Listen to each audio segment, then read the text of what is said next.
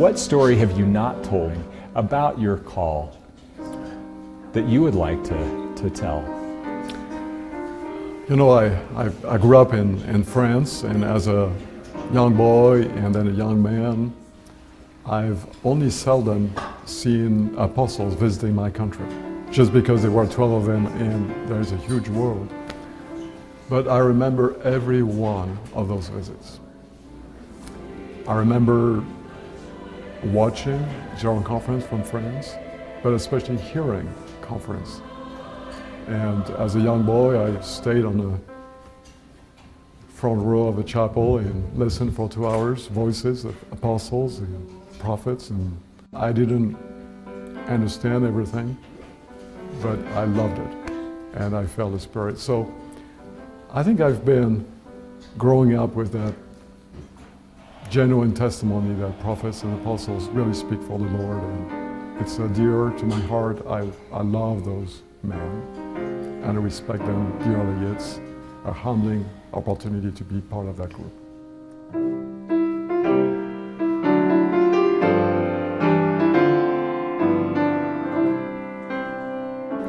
People understand the gravity of this calling within and without the church. They understand the demands, and they understand the demand on a family.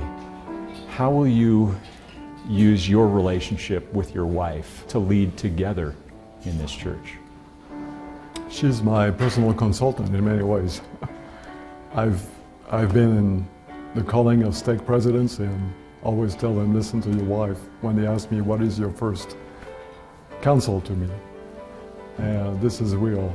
I like to share the good news of gospel with my family. And so a lot of the experiences of life, of my callings, are good news and wonderful experiences that I like to share with my wife. But also we have 5 children and 12 grandchildren, so there is an audience there that is always ready to hear about my experiences. I like to share them.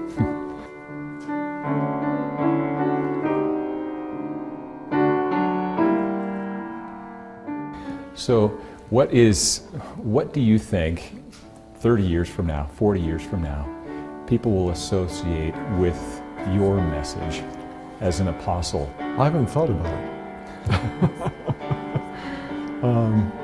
For sure, I want them to remember me and know me as a disciple of the Lord. Someone who is genuine and honest, very honest in sharing my feelings. I'm a simple person, I think. I just love people. Now, the Lord must have a reason why He called me, and I will have to look for it. I think this is a question for all of us, and not just me.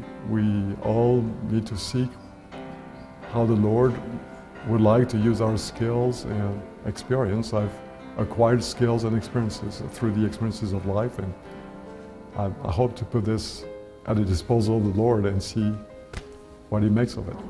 Sometimes my greatest examples in life are very simple people that are just disciples of the Lord, doing their best every day. And these are millions of there, everywhere in the world.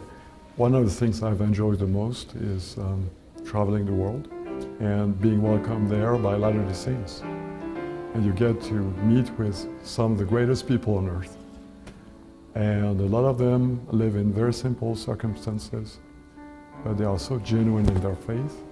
And that's inspiration for me. So if I can only say thank you, I always think, what would Jesus do? What would He say? And I think He would say thank you to those disciples of Him. And so if I can be that agent of gratitude, I'm happy to take that role.